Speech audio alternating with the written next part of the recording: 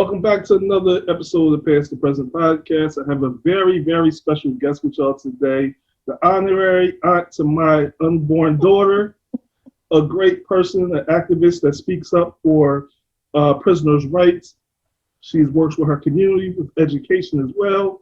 I call her a great friend of mine. I love talking to this woman right here. She gives me great advice, great intellect, great conversation. And I'm pretty sure today we're going to have another one of our amazing conversations for all of you. Without further ado, I have to introduce to y'all the lady I've been trying to get on this show all year long. That's been eluding me, Miss Monica. How you doing, Miss Monica? I'm good. How are you? I'm doing good. I've been trying to get you on the show all year. I know you're very busy. You got a lot going on, but thank you for finally making it on here so we can have this epic conversation. I'm excited. All right, let's get right into it. Ms. Monica, you work as an activist for prisoners' rights in the Pennsylvania area, correct? Yes. Okay, so let me ask you, how did you get into fighting for prisoners' rights? How did you get into this line of work with working with for fighting for prisoners' rights? Well, I had an incarcerated son, and he actually connected me with a lot of the prisoners that were at the location he was at. And just trying to helping other family members navigate that whole system, realizing that it really wasn't anybody there that could speak for those who didn't have a voice. And so just trying to, talk to our politicians and talking with the Secretary of the Department of Corrections here in Pennsylvania, and just knowing that there's not a clear path for anybody to go through. And so just getting into that advocacy at that point and finding out how many levels of the onion there actually is. I can only imagine. So what's some of the issues that people come to you with? What's one of the biggest issues that people constantly have a problem with the prison system, or as far as prisoners inside that's incarcerated? What's one of the main issues that you have to bring up to politicians and such? One of the main issues has been their treatment, how they're being treated by the COs is a big issue that people have. And people have, believe it or not, contacted me from one particular prison regarding one particular CO. And it's like, well, how many people need to tell you people that this is not a good person? Seriously, yeah, for real. It's not, rocket science. So I know that the very first time I was contacted, of course, was my son. He had only been in maybe 6 to 8 months, and he was having an issue with his cellmate. And so I called, he's like, well, you have to call the counselor. So I called the counselor, and the counselor said to me, and I will never forget these words. He said, this is prison. This is not college. And I went, yeah, but the issue is that you're going to create a bigger issue within that cell if you don't move one or the other of them. And just trying to, even though these men and women have been convicted or have taken plea deals, they're still humans and they're not treated that way. And so just trying to figure out, if my son is going through these issues and I'm out here in the streets every day and I'm involved in the political arena, then I know that there's a whole lot of other people that don't have advocates on their behalf that can go and try to find out information for them. No, that's a true story. I connected with your backstory on how me and you connected, Miss Monica, is through my brother-in-law who I believe was incarcerated with your son at the time.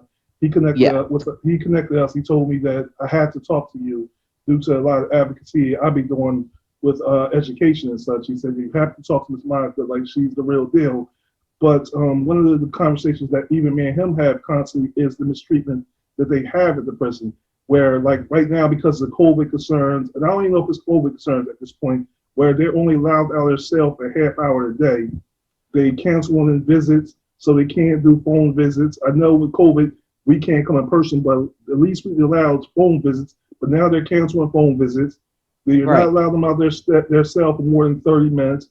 I've been hearing that they're not allowed to bathe on a regular basis. Right. It's like mental torture, but it's like they also feel like they're forgotten people when they're in there because, like you said, they try to make it seem like, okay, this is not summer camp, this is not college, so we can mistreat these inmates any kind of way they want to. It's not Exactly. cool. It's not cool. And then you think about what happened in Smyrna, Delaware, at that prison. I mean, it's not saying it was correct on the way he handled it and that someone died, but a lot of times these situations are created because the prisons create these hotbeds of a problem where they don't deal with the issues with the COs. They don't treat these prisoners like human beings. And Right. it turns into an issue where, you bottle up pressure, what's going to happen? It's going to eventually explode. I mean, you shake a soda, Exactly. you open it, it's going to explode. Like, Right. what do you think is going to And happen? and and these are people. They're not animals. And Mm, so, my thing is if I have to treat you as the CO as a human, I can't talk to you a certain way, then you in return should not be able to talk to me a certain way. Because especially for the men and our black men in particular, they are still black men.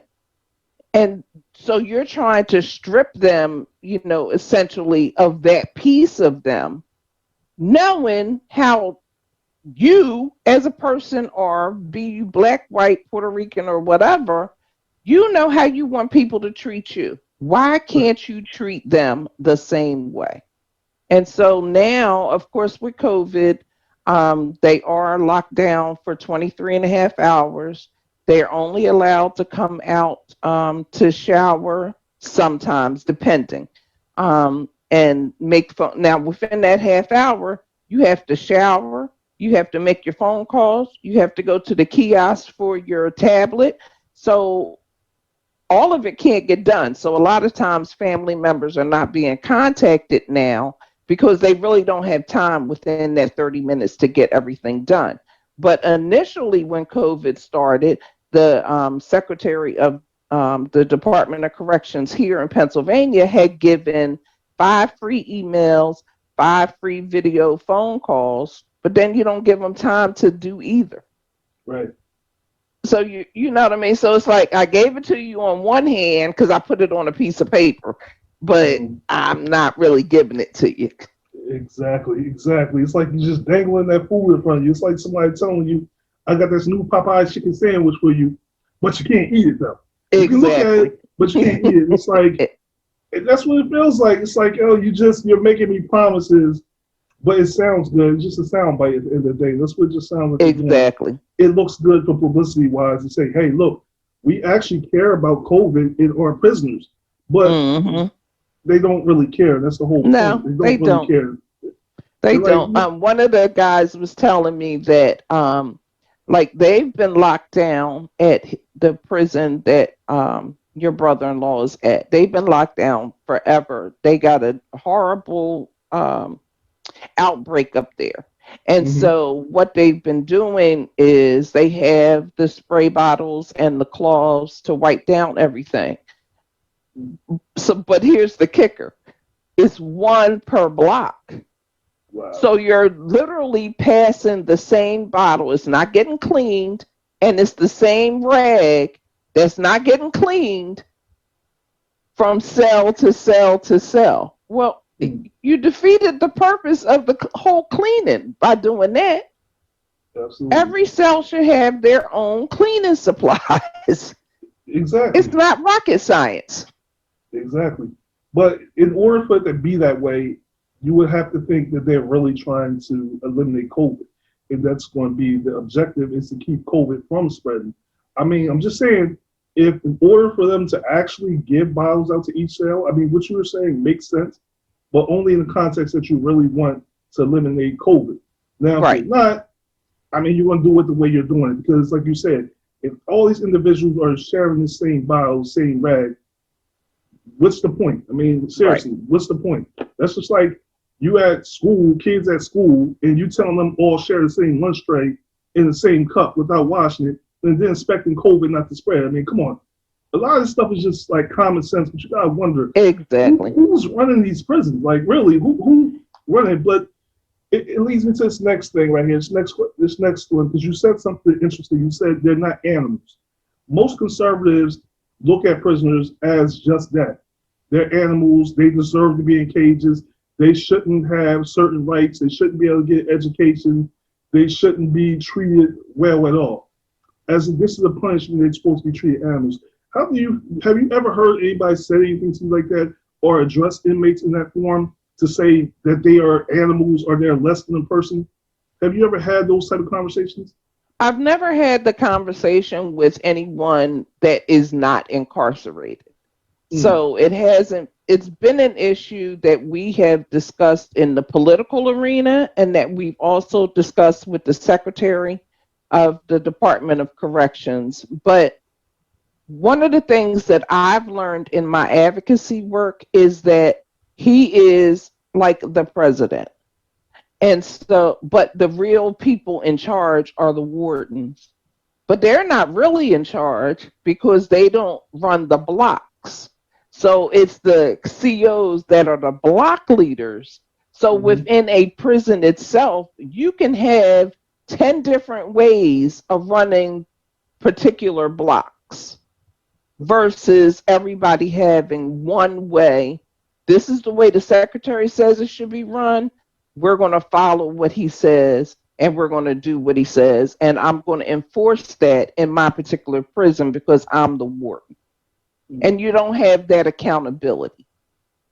And it's sad because families, what you find when you're doing advocacy work is that families feel like their voice is not heard either. Like they don't know that they can contact their state representatives or their state senators, or they can contact the Secretary of the Department of Corrections individually. Here's his email. Here's where you should send it. But they feel like, well, the person is there, nobody really cares, so I'm not going to show up either. So even when you have community meetings, you have very few families showing up. And that's something that is extremely, extremely, extremely important. I try to like drill that into relatives and friends' heads. It's like having a relative in a nursing home. If you're not there, they're going to treat them people however they want to treat those people. But if they know that those people have a support system, then they pay attention a little bit more. And I noticed that when our elected officials call about a particular person, situations change. The attitude of the COs change because now they know that somebody else's eyes are on it. So we all have to get more involved and hold them accountable to how they're treating our people. Absolutely. So what you're saying is we need to get more family members to contact elected officials to put pressure on them to actually approve the living situation of our relatives that are in prison. Is that what you're telling me? Definitely. Okay, I understand. I Definitely. agree. I agree. Yeah. I'll go back to a experience I had. I remember me and my wife went to see my brother-in-law one time, and he was on state road prison at the time. We went to see him. We were there 3 hours waiting in the waiting room to go visit. Okay, so after 3 hours, they then took us and they had a search. We had to take off our shoes. They basically did this thorough search. Then they put us in another waiting room for another Right. 2.5 hours. 2.5 hours just sitting in this waiting room waiting. This is after they searched us. Then about an hour later, they came and said, "Oh, because of I guess he had an incident at the in the prison that he can't have a contact visit, so it's going to be another couple hours." At that point, I said, "I'm done. I'm done." Mm-hmm. I was like, I can't do this. We've been over here over 6 hours sitting here waiting, and now you're telling me another few hours. And I've seen other people who were complaining because they had similar incidents where they were telling them, you know, they had visits set up, and when they got there, you got relatives being told, turned away, or told, "Oh, you can't. Your visit has been canceled for such and such reason." It's like people were starting to like lose their cool. And I remember one woman stood out to me. She shouted out in the middle of the waiting room. that if we all stand up and speak up, they will finally make the changes and they won't be able to treat us any type of way. But the problem is getting us to come together and truly fight for the rights of our family members, which truthfully they feel like, and they are the forgotten. A lot of these people in prison feel like they're just forgotten and we just left them to rot. Do you get that a lot when you talk to prisoners? Most definitely. And and it doesn't really matter to me, like even for the guys that are in contact with me, I don't ask invasive questions. So I don't really care why you're there. I don't care how long you're there for. You're still a human being and you should be treated as such. And so that's really how the bond between myself and prisoners from all over the state of Pennsylvania has really kind of evolved, because they just finally feel like they're human beings when they call and they talk. Sometimes it's that 15 minutes of, I just need to vent. State Road is another perfect example. That place, unfortunately, there's a separation between county and state. So that's considered a county prison. They're actually doing a better job with the mitigation of the virus itself, but you still have those incidences where when we were doing in-person visits, that you would wait 5 and 6 hours, because I've done it, for a half-hour visit. It doesn't make any sense. Why does it take that long? Exactly. And you just watching people standing around, ain't doing nothing. And you gotta be wondering, like, okay, so why am I sitting here 6 hours on waiting room to go visit my family member, my loved one, while you're just sitting around here shooting the breeze? Like, you're lollygagging. yeah, that's what they're doing. It's just pretty much just lollygagging. Sitting there joking amongst their friends and stuff. And you sitting there and they wonder why you got attitude. Why you pissed off. Man, look, I'm sitting here starving. You ain't got no kind of vending machine in here. Right. You ain't got nothing. You can We're at least in put a the vending TV. machine. Yeah, it's horrible. Jerry Springer really or something. Something. Maury or something. Trying to figure out who's the baby dad. Like, give me something. Yes, I mean the conditions for even family members to go visit. So Albion from here in Delaware or in Pennsylvania is about a 9-hour drive. And so you take the bus up, you take this 9 hours, you now they've shortened the visits to 3 hours where it used to be 6 hours. And so you're driving for 9 hours or you're on a bus for 9 hours for this 3-hour visit to take another 9 hours to get back home. And then they treat you like crap while you're there. I've seen them tell people that have come up on the bus that they can't get in for whatever reason. And then they have to sit and wait. It's essentially 12 hours now, because you rode up there for 9. Now I got to sit for 3, but you really sit for 6 because the bus doesn't come back for 6 hours. And then you got to ride back home for 9, and you never got to see the person you came up there to see. Oh, I got a good story for you. It's not good in terms of what happened, but I have a story for you speaking on that. My wife went with her mom and dad to see her brother. Right, and from here, I think it's a 10 to 11-hour drive to Albion. So they left like 2, 3 o'clock in the morning. Went. My wife called before she came. They told her that she could see my brother-in-law could have 3 visitors. Got to the prison. Now, like I said, 10, 11-hour ride. Basically told her, oh, he only can have 2 visits, 2 visitors. So that means somebody had to sit in the car for about 3 hours. Just sit in the car for 3 hours. So my wife, of course, was like, you know what? I talk to my brother all the time. Her father lives in Minnesota, so he really couldn't come see him as much. So she said, you know what? I'm going to let my mom and my dad go see him. But it was heartbreaking because she had to sit in the car for 3 hours after taking the 10-hour drive up there to see him. She's like, I talked to somebody on the phone. You told me that we will all be able to see him. It's crazy. And this is the type of stuff that happens. It's ridiculous. Like, come on, this is... Like, listen, I can understand McDonald's screwing up my order, okay?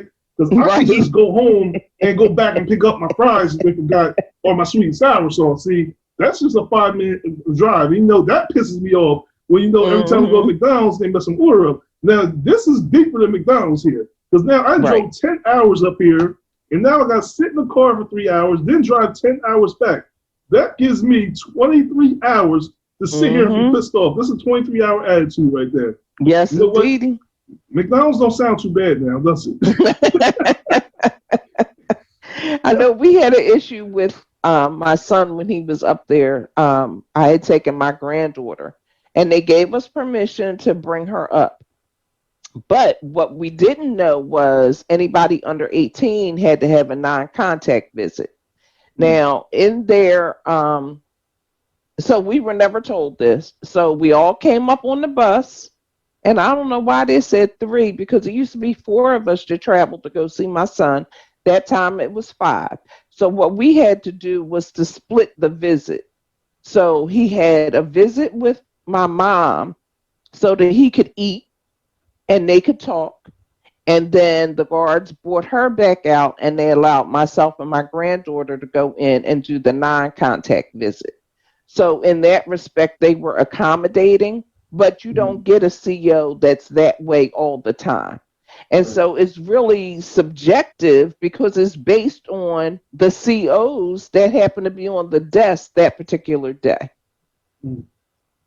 Wow. See, that's kind of crazy. Like I said, man, listen, if one place gotta have better customer service, it has to be a prison, especially when it's out in the mountains like Albion is, and some of these prisons are where family members are traveling hours and hours just to go visit their loved one. I mean, listen, I understand, you know, they committed a crime. I understand they're being punished, but at the same time, it's supposed to be rehabilitation, not just a Right. punishment, rehabilitation. And part of the rehabilitation process has to keep in the loop and keep them in contact with loved ones. Family members that keep their spirit up also keep their head held high. So when they get out, they're less than likely to commit another crime. But speaking about rehabilitation, I have to ask you about that. First, an actual personal question. How has your son adjusted in the rehabilitation process? Has he been released? First, I probably should ask, has he been released?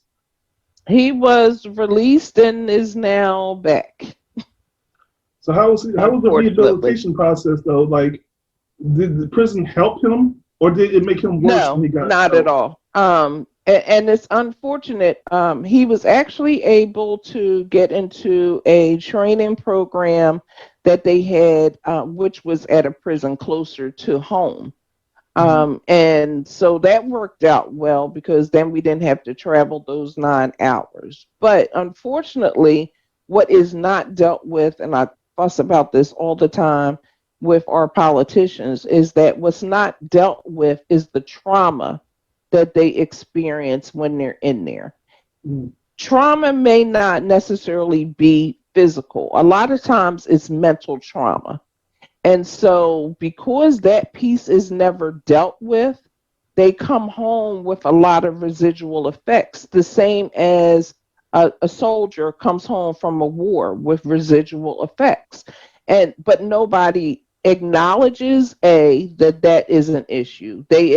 What they want you to do is come home, jump into a job, start paying your if you're on parole, start paying your parole officer, keep your job, do your family, and go on about your merry way. And that's not what happens because depending on how long they have been incarcerated, they are then institutionalized. So they expect certain things to happen because they're free now, but they're not really free. Right. And so there's a lot of, especially with our African American males, there's a lot of issues that have to be addressed when they come home.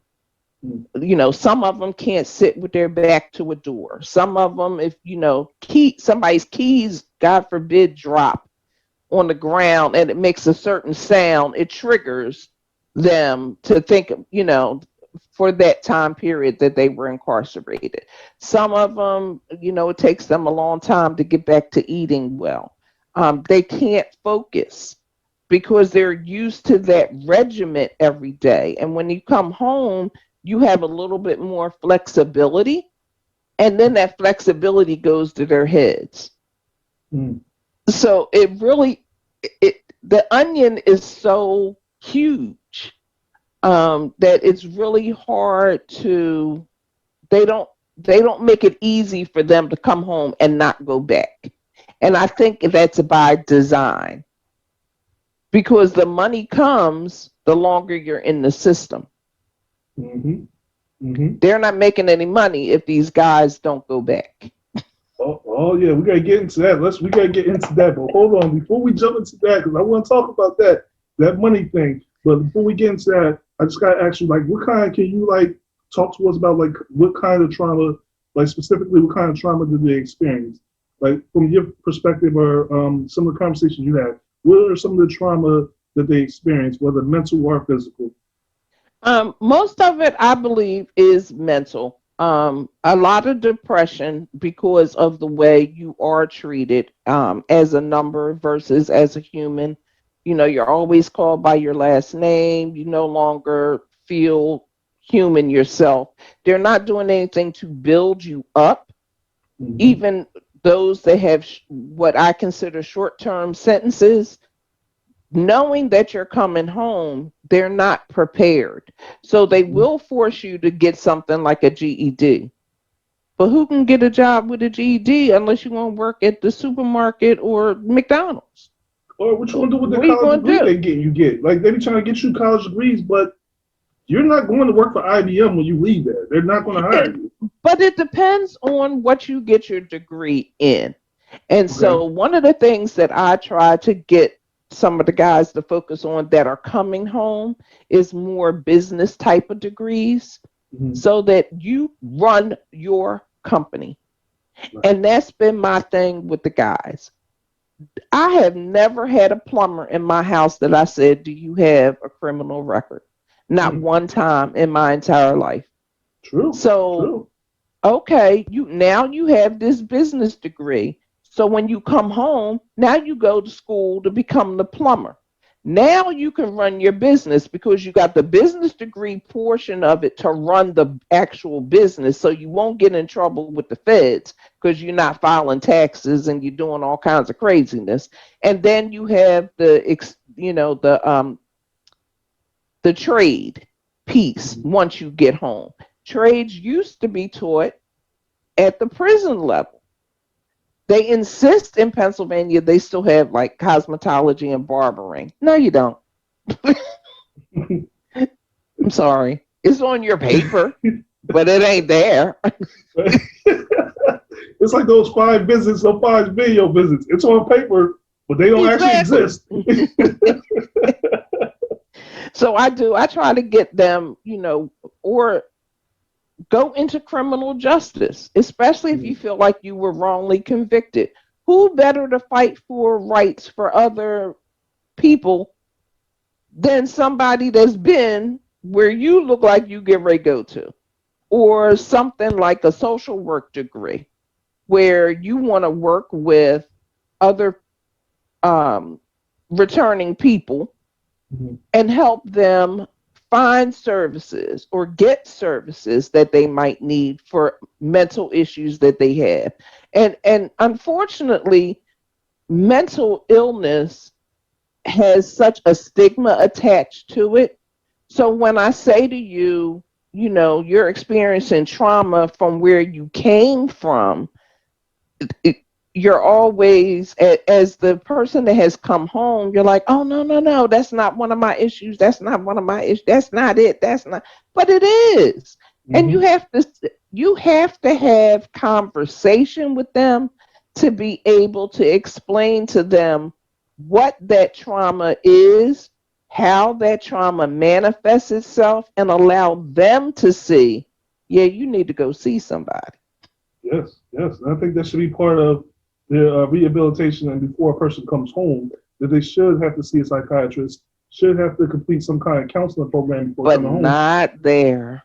Not there, but that should be like mandatory because, like you said, you're not coming home and just going back into the regular world as if you've been living there. For most people, let's say you had a 10, 15-year prison sentence. Okay, in 10, 15 years, think about how much the world has changed. So you Exactly. coming home You don't even know how to pump gas. You don't know how to work a cell phone. You don't know how to work a TV. The world looks completely different when you come home. You can't get Mm-hmm. adjusted. Then you got to deal with the fact that you can't find a job because, like you said, you say that you got these barber trades and these trades in the prison, but they don't really exist. So then it comes the problem. Okay, how do I make money? Then muscle memory starts kicking in. So if you got someone who sold Exactly. drugs, muscle memory kicks in. You start to sell drugs again. If you was a person that robbed people before you went in, muscle memory kicks in. You start robbing people again. If you was a person that broke in people's houses, muscle memory kicks in. You go Mm-hmm. back to it. So if you don't have a clear path to deal with it, then you're going to go back to what you used to. Then, like you said, the stigma with mental health. Even us people that live out here in the regular world, we refuse to get help. Whether it's with PTSD from living into these bad neighborhoods, or it's just family trauma that's been passed down. We Right. refuse to accept that we all have some kind of mental condition that we need help with. So it Mm-hmm. just keeps going untreated, and we keep making the same mistakes. But it's also so real that these inmates deal with so much, and they can't be expected to come home and live a normal life. And some of them find it more comfortable living in prison To go because, back. Yep. yeah, that structure. They look at it. It sounds weird, but they have structure there. They know at a certain Mm-hmm. time they get up, certain time they work, certain time they watch TV, certain time to eat. And when you get out in the world, first of all, if no one's visiting you, calling you, or answering your phone calls when you get out, okay, where do I live? Where do I go? I can't get a job. Where do I eat? Well, you know what? I'm gonna go back to jail because at least there I know I get 3 hots and a cot. Right. That's for me.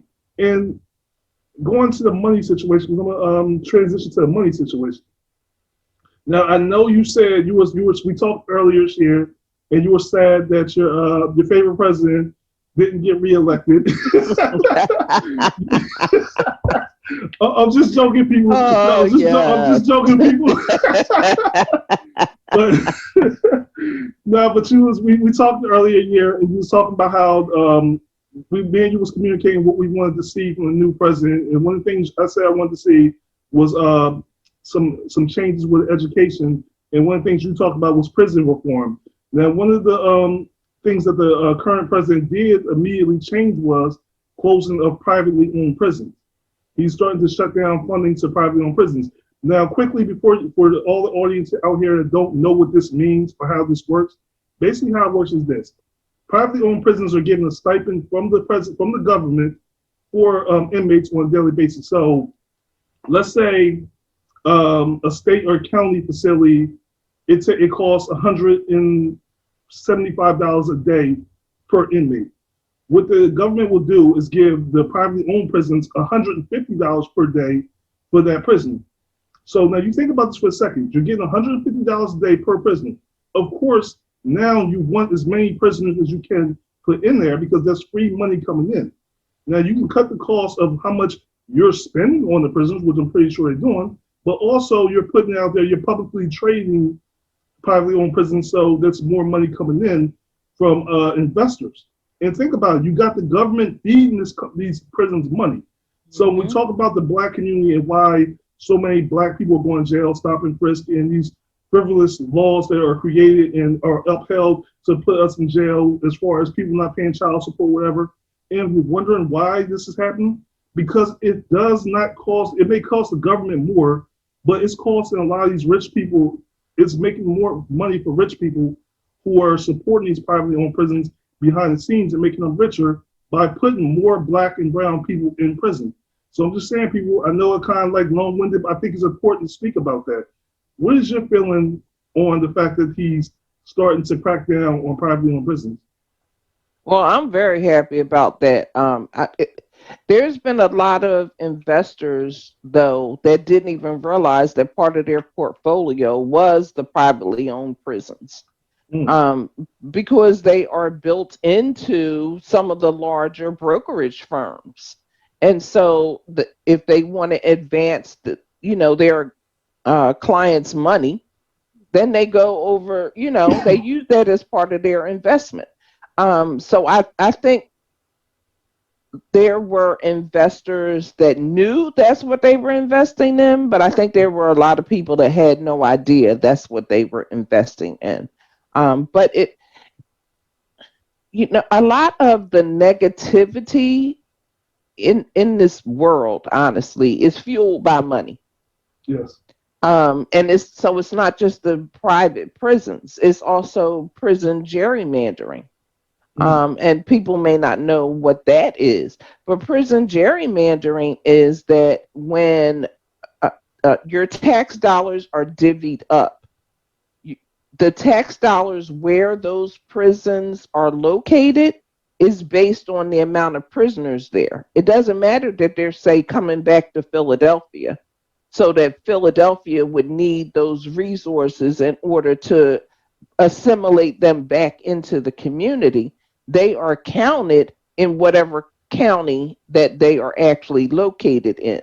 So not only do the funds go there, but also the representative um, numbers go there. So let's just say in Philadelphia, we just did a redistricting, and one of our senators, his area was split in half.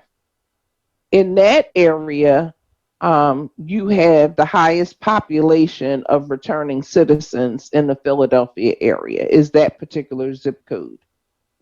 So you have this influx of people coming back home that you don't have enough services for because they took that money out of your area because those people were in Dauphin County, let's say. Okay. So the money went to Dauphin County.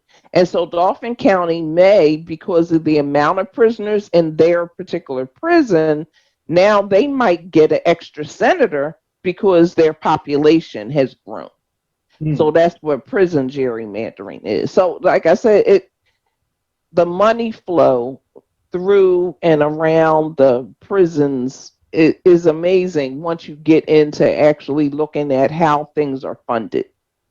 Yeah, and the fact that you just talked about that, where they counting prisoners as residents in certain counties, also play an effect in the political realm too, because it also counts against votes and stuff in elected officials, and how many elected officials, like you said, extra senators that can be put in place. A lot of people don't know that prisoners are used to add extra political figures in certain areas, in certain counties and such. So there's a lot going on with prison, more than people think. People think it's simply cut and dry. As Right. someone committed a crime, put them in jail, and just lock away his bad guy.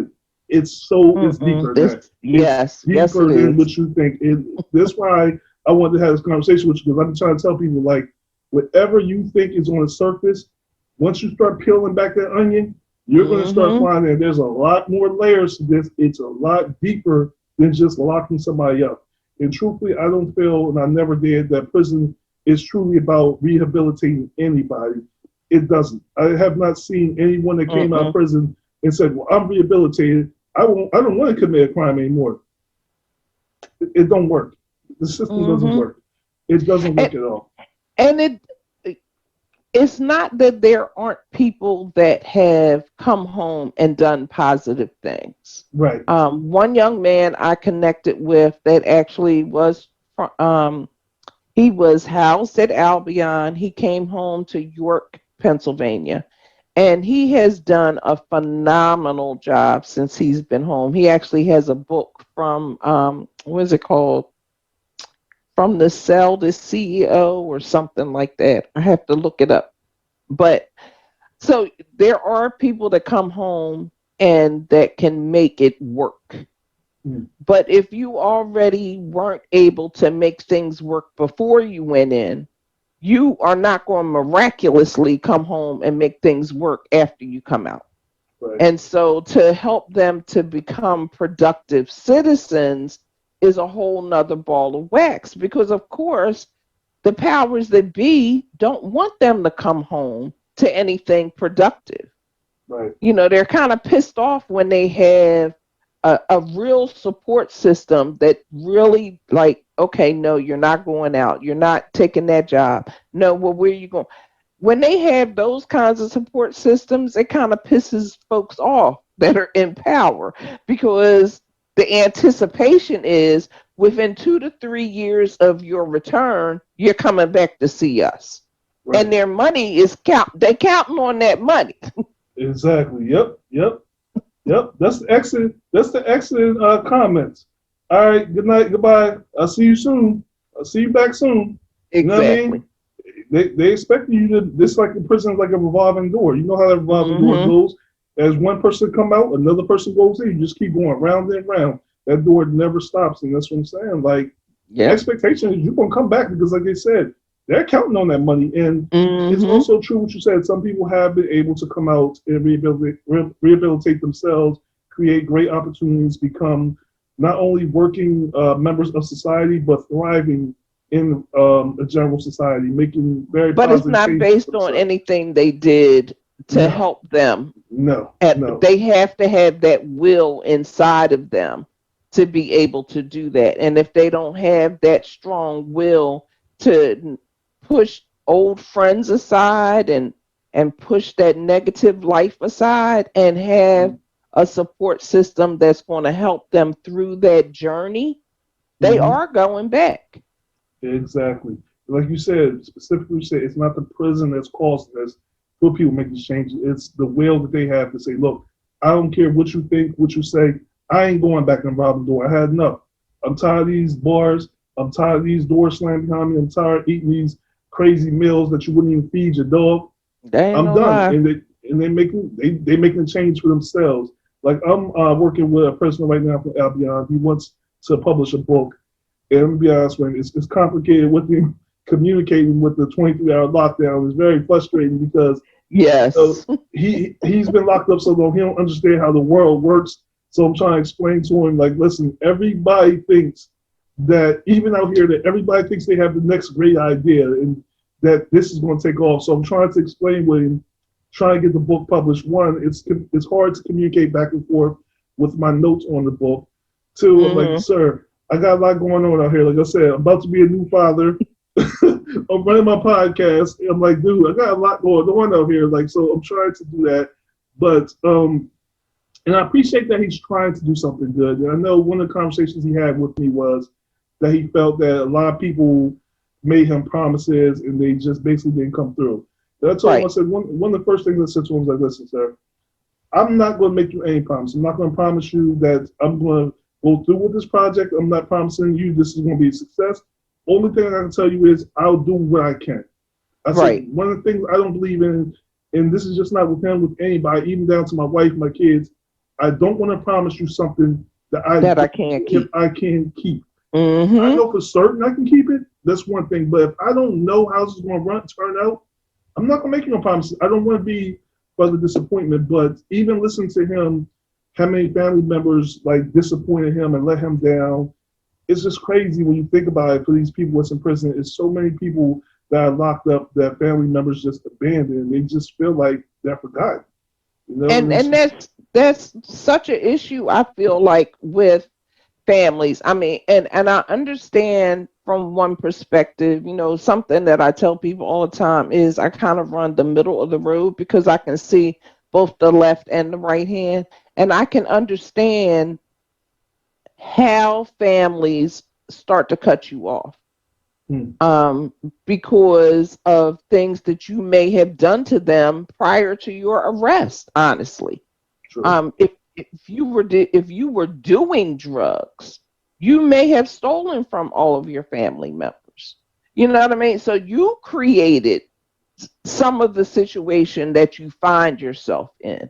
But once they're in, for at least for me, once they're in a situation where they no longer have control, as Hmm, family and friends, we have to have their backs right. because they don't have control of the situation, and people will definitely treat them as though they don't have control of the situation. And like you said, they don't have people that they can reach out to, and they Hmm, need to know that they have support. So yes, I'm gonna do the best that I can do for you. Don't expect miracles, hmm, but okay, send me that documentation. They're good for sending me documentation of different things that are occurring up there. No, no, hmm, no. Y'all got a memo? Okay, send that to me because that's not what the secretary of the Department of Corrections said was going to happen.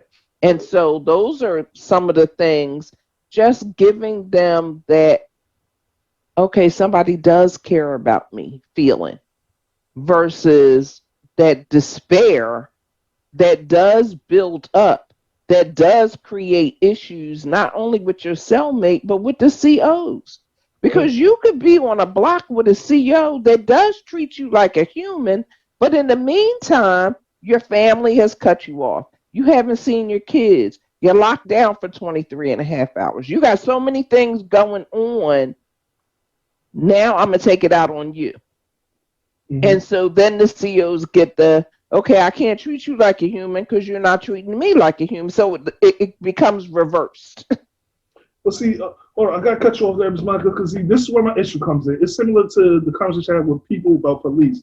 People be like, you don't know what that police officer was going through when he left the house. So if he, he might have an attitude or he pull you over because, you ask him, well, why did you pull me over? Or you arguing about speeding, then he loses his cool.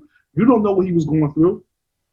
Here's what I say, and even to the COs, even about the COs, if you're in a position of authority and you're in a position of power, you have to exercise a level of self-control. Even if the person you're dealing with is not exercising that same self-control. You have to remember here, you're the authority figure in this situation. Mm-hmm. So even though this convict is not treating you respectable, you have to keep your composure and remember your training in how you handle that situation. Similar to police officers, okay, this person wants to argue with you about a traffic stop because even though they know they ran that stoplight, even though they know they were speeding, they still want to argue with you. You have to keep your level of self-control in this situation and not allow yourself to become them, become that person. And I'm sorry, but listen, I know it's difficult. We're all human beings, but you got to learn to leave your problems at home. Whether we at work in our own prospective jobs, you gotta leave your problems at home. You know what I mean? I can't come on here and I'm interviewing somebody because I had a bad day. I'll take it out on you. No. I ain't got nothing to do with your bad day. Listen, and I agree. Leave that on the drawer. Leave that on the drawer. And when we come here, practice a level of self-control. If you can't handle it. But they don't. And it's sad because unfortunately, and that it has been a conversation that we have had in Philadelphia with our own police districts, because I have two sayings where that's concerned. One is, I didn't choose to wake up, be black, be female or male. I didn't choose necessarily to live in this area. I'm kind of stuck. So therefore, those are things I can't change. But you chose this career, whether it's a CEO, a CO, or a police officer, you chose that as a career. That's something you can shed. If you find that system is not working and you find that I don't like what I do. I don't like the people that I serve. You had an option of quitting that job. I don't have an option of quitting being black. That's right. The inmates don't have an option of quitting being an inmate. That's right. So be professional and do your job. Absolutely. Listen, I worked at an insurance company for over 9 years. I'll be honest, I hated my job. So you know what I did? I went and got a different one. I know that's right. I went and got a different one. And this is my whole problem. Just to touch on what you said, you're absolutely right. If you don't like your job, you can't handle the situation, get another job. There's other companies out here, other businesses, get another job. Simple solution. Everything is not for everybody. You know what I mean? No. And then their other excuses, they put me in fear for my life. So I had to shoot, or I had to put them in solitary, or I had to do. And I'm like, well, I'm in fear for my life every time I walk out my front door. I had to duck bullets more times than I care to think about. Talk about it. So, can I act like you? Right? No, because you're going to put me under the jail. Thank you. So, okay. I'm worried every time I go to the mailbox that, I might get robbed for, my check or something. Or if I go to the store, ATM machine, I might get robbed after I take some money out. So am I able to now carry my gun around because I feel a threat in my life? Let's talk about it. Let's put it in perspective. Like you said, And I had the same conversation with a Caucasian person too, because they were talking about their daughter is a police officer. I know we went off subject for a second, but there's some of their daughter is a police officer during the George Floyd thing. And I told her, I said, your daughter can take off her uniform. She can Mm-hmm. go home and take off her uniform. Her the threat on her life ends, and I understand that police are in a situation where it's a dangerous job. I get it. But she can take that uniform off. I said, see, the difference between me, every time I leave the house, I can't take my skin color off. I Exactly. can't take off what I am. I'm perceived as a threat anytime I go out the house. If I'm driving a certain car or if I'm in a certain neighborhood, I'm Mm-hmm. immediately looked at a certain way. If I'm dressed a certain way, I'm immediately assumed that I'm a convict or I'm out here with the intentions of doing something You fit wrong. the Even if I'm description. right, I fit the description of something. Listen, I had this conversation with my son. I was like, I talked to my son about this, and I felt so bad. My son wanted these long dreads, and my wife was talking to me. I was like, yo, I don't want him wearing it. She was like, why? I said, because he fits the description of 9 out of 10 people who rob the Mm-hmm. liquor store. He go outside, you fit the description. I said, that's why I don't want him married. Then I had to cave. I said, you know what? I can't raise my son up in a world where he starts to see himself as a convict. He needs to have that freedom to express himself. I just have to have the conversation with him to let him know that you have to be cautious of what you do, your surroundings, because I've heard too many stories of people who wrongfully accused of crimes they didn't commit because they Mm-hmm. fit the description of somebody else. Listen, just don't need that happening. But Exactly. And guess what? It's gonna happen whether he has dreads or whether or not he's clean shaven. you're right. You're It's right. not. It doesn't matter. He's driving while black. He's walking while black. He's breathing Mm-hmm. while black. So, Is exactly. unfortunately, I it probably just should. doesn't change. It's unfortunate but true. And no other race has to have that conversation with their boys. No. No other race. And I think that's what infuriates me. Because even going back to talking about the trauma that people that come home have, one of the traumas is when you hear sirens behind you.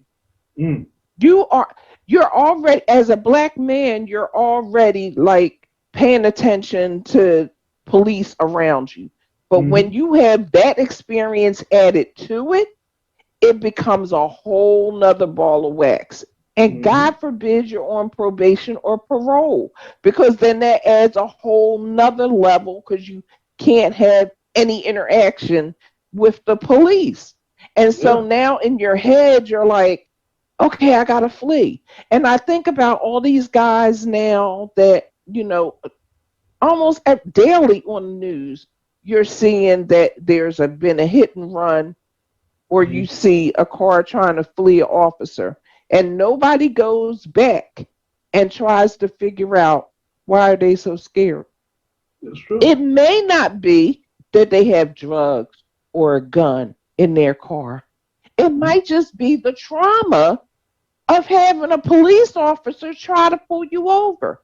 And then Yeah. you have the officers that don't follow protocol. So you dragging folks out of their cars, you searching their cars without a white shirt there, or so many things occur.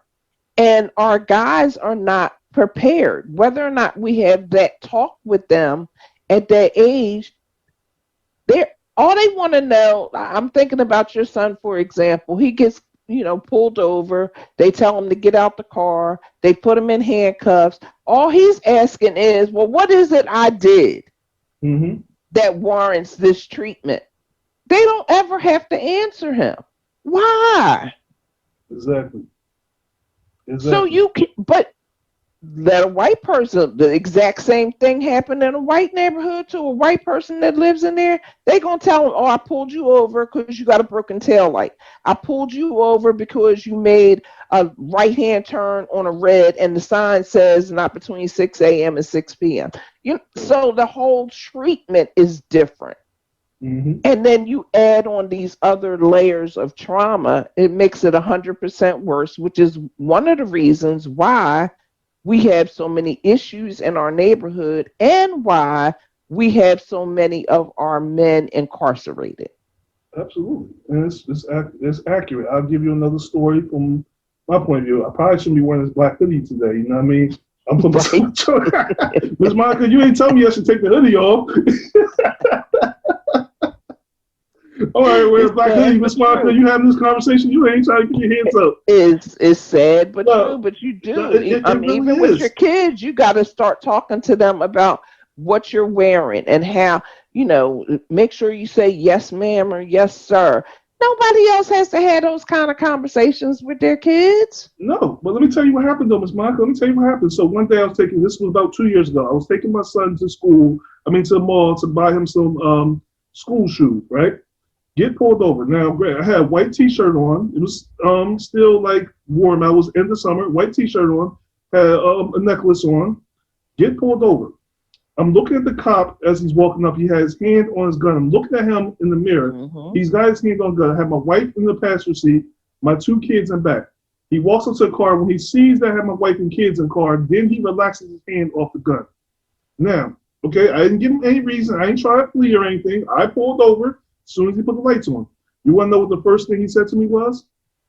Do you have any drugs, guns, Hmm. or you got any drugs or guns hidden in the car? Are you doing any child trafficking? Now, I know this wasn't the great response, and I probably shouldn't have said this sarcastically. I told him nothing that I want you to find. Now, do I have any guns or drugs in the car? No. But I was offended that you didn't say Right, I pulled you over because such and such. right. You walk up to my car with your hand on the gun. Then your first words out your mouth is, do I have any guns, drugs, or am I trafficking anybody? My wife Hmm. is in the passenger seat. My two kids are in the back seat. No.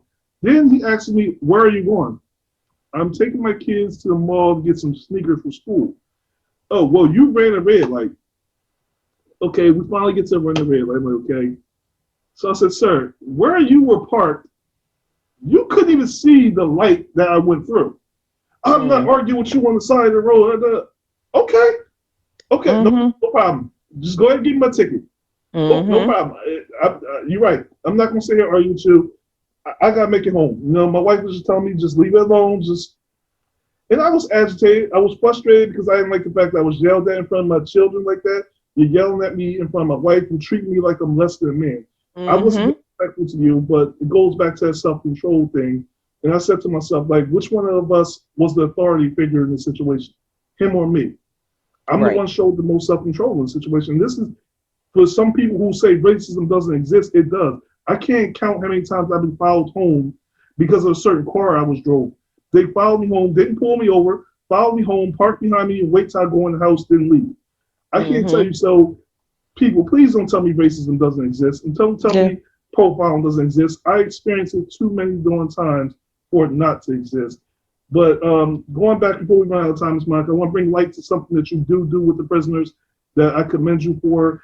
You also have a program where your prisoners create artwork and you put it on hoodies and T-shirts and you sell it to get funds to these prisoners who truthfully may not have the proper support from their family members, loved ones, or have a way to make money to pay for commissary and other things. Can you speak on what you're doing, the program you have, and give the audience information on where they can support this business?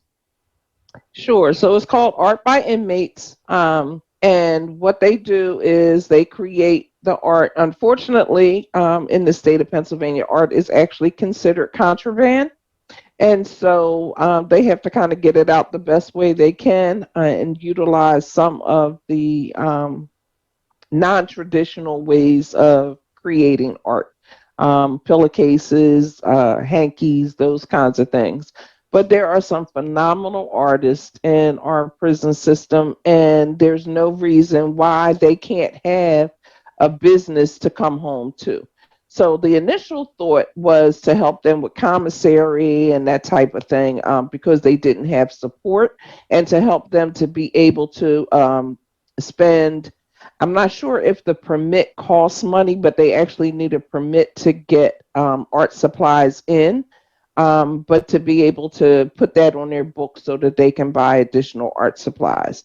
But for the short timers is what we call them, that are coming home soon.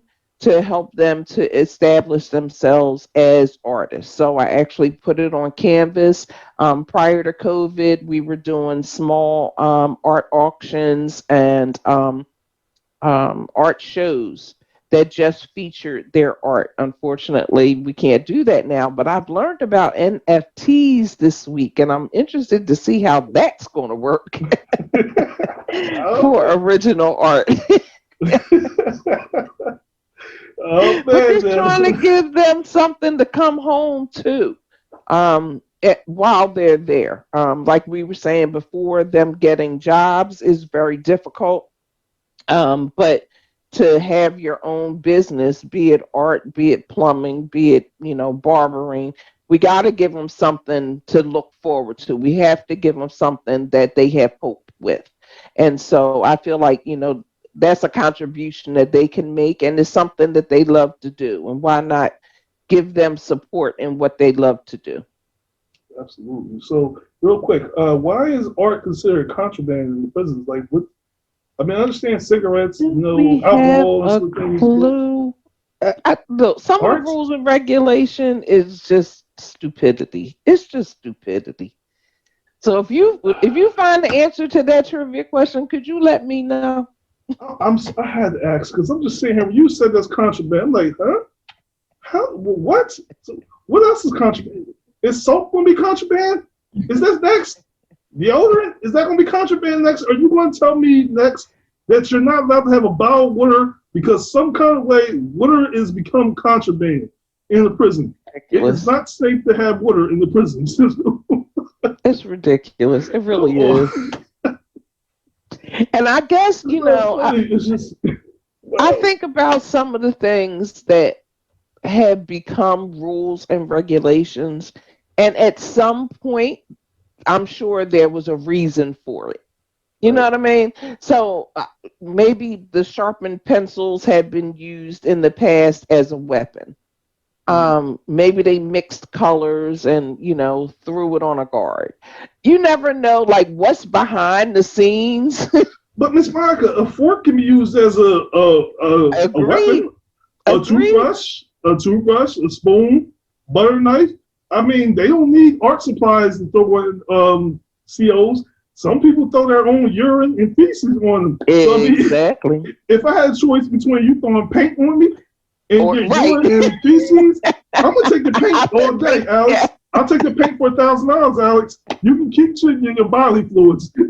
I'm just saying. I'm just saying I'm I'm gonna with have to you look on that up. that. I'm gonna have to look that one up. But I need to know what's going on. I just need to know for my own personal reasons what's going on with this. Hmm. Oh But it man, is. It's good and crazy. yeah, But the it's whole whew, system is good and crazy. yes it is, and we wonder So why. yeah, just trying to give them a way to feel, again back to our conversation, just trying to give them a way to feel like they have purpose and they have hope. It doesn't necessarily mean, that their art's going to blow up or anything, but it Right, does give them something to shoot for. And I think absolutely, that's more important than whether or not the art sells or right, whether or not, they make any money on it, because it gives them that pride and it gives them that acknowledgement that they still are part of the human race. absolutely, and that can go a long way for someone who's locked up behind bars, feel like they're forgotten, that the world has left them behind. Just that glimmer of hope. You think about what they say in church often is faith.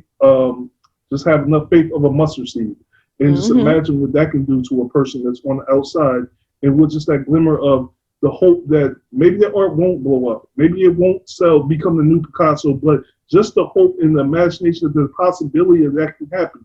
Maybe their book won't become the new bestseller, but there's a possibility that that may happen, and that can help lift their spirits up and keep encouraging them to not only keep their spirits up, but to also have something to look for when they get out here outside the prison walls, that they actually have a light. They actually have some light at the end of this tunnel. So it's very Hmm. important that we keep the hope alive for our fellow family members, our loved ones that are in prison. We need to do that more. Miss Monica, I have one last question before I let you go. I know I kept you for a long time. One Oh, last I'm question. good. Somebody right now, listen to the show, has a family member incarcerated. They have a family member incarcerated. They see that the living conditions are not ideal. They're dealing with issues with COs. Maybe it's issue with COs. Maybe it's issue with cellmates. What advice would you give that person to help better the situation for their loved one? They need to first of all start to advocate for them, and by advocating, write letters to the warden, and specific if it's a CO, get their specific name. One of the issues with that, and I've warned parents and relatives, is that you want to try to go the way of least resistance because they have to remain there. And so if you're naming COs, you may get some backlash. So even though you may have the name, you might want to be more general in your description of what's going on to try to keep your loved one safe. So you have to first and foremost know that that's an issue, because I don't feel like family members or the general public knows that that type of retaliation actually happens. Um, and then utilize your, if they're in a state prison, utilize your state senators and your state representatives, and contact your whoever your state secretary of corrections is. Use them as your resources. um, Anytime you find out things are going on, especially in the midst of COVID, and COs not wearing their mask or whatever the issue is, you want to try to make the situation known and try to keep your loved one's name out of it. Absolutely. If That's what's that makes important. sense. It Yeah. does, because you definitely don't want to cause more retaliation or more issues for the loved ones. Like you said, they're the ones going to have to deal with the consequences of naming certain COs or certain people. And they can tell you retaliation doesn't exist, but we're all adults here. We know how it works. You speak about somebody, there's going to be some kind of backlash from it. Whether it's at work, in prison, wherever you at, there's going to be some Right. backlash. And we all smart enough to know better than that. So let's not play the fool game and act like we don't know how that works. Somebody snitched at you at work before, and you got them back. You got them back, even if it was a dirty stare. You looked at them. You know what I mean? They walk to the bathroom. You look at them like, I wish I could hit you with this bottle right now. You know how that feels. Come on, Miss Monica. You know you gave somebody that look before. And the other thing is not just advocating as family members, but you also have to let your loved ones know that they have a voice and that you are going to work on the outside for them on their behalf. Absolutely. And then the other thing I would definitely say to families is that they have to start showing up. They have to let these people that are in charge know that their loved one has support. Because if we don't do that, this situation that we're talking about is just going to continue to exist because they are going to be the forgotten people. Absolutely. We have to stop that right there. Them from our loved ones from feeling like they're forgotten, they're left behind, they're lost, because they're not. They still live in our hearts. We have to keep them alive, even though from the outside, we can keep them alive by keeping their spirits up, by keeping them abreast of what's going on in the world, whether it's new music, new TV shows, new fashion, new culture, changes in life, not all negative things, but positive things. Give them something to look forward to when they get out of prison. Even if it's not a book deal or selling a masterpiece of art, just the idea of looking forward to a family barbecue, a family gathering, could do miracles for their spirits and keep them uplifted and excited, and give them something to look forward to strive for when they get out of prison. Miss Monica, I have to ask you to come back again, because we gotta do this again, because there's so much more we didn't get into that I want to talk to you about, especially on the education tip. So we have to. I'm going to make sure I say this right now. I gotta have you back on soon, because we got some more we gotta get into. We got some more. I will definitely come back if you ask. Okay, you know I will. And you know I. We'll wait till that baby get here. Yeah, I know you can't wait. We got about 3 more weeks, Miss Monica. Don't worry. I'm gonna let you know as soon as you get there. You're gonna get a picture. Just look for a text from me with a picture like your niece has got here, Miss Monica. You gotta come check her out. thanks again, Ms. Monica, for coming on and expressing your wisdom. Thank you for the work that you do. I want you to know, as a person who has a relative that's in the prison system, who you have worked with, have you had an impact on his life, that I am grateful. My family is grateful for the work you do. We appreciate you. We love you. And, just continue on doing what you do, Ms. Monica, because you are making an impact on these prisoners' lives. You are making an impact on changing these prisons. And, I think that continuous work from you and more people that think and act like you could actually change the tide of what prisoners are doing and how prisoners are being treated. So again, thank you, Ms. Monica, for being a guardian angel to the people who feel forgotten in these prisons. I really appreciate you from the bottom of my heart. I appreciate everything you do. Thank you for having me. I enjoyed myself. No problem. I did too. We had a lot of fun this time, right? we got to stop beating up on McDonald's and all these places though.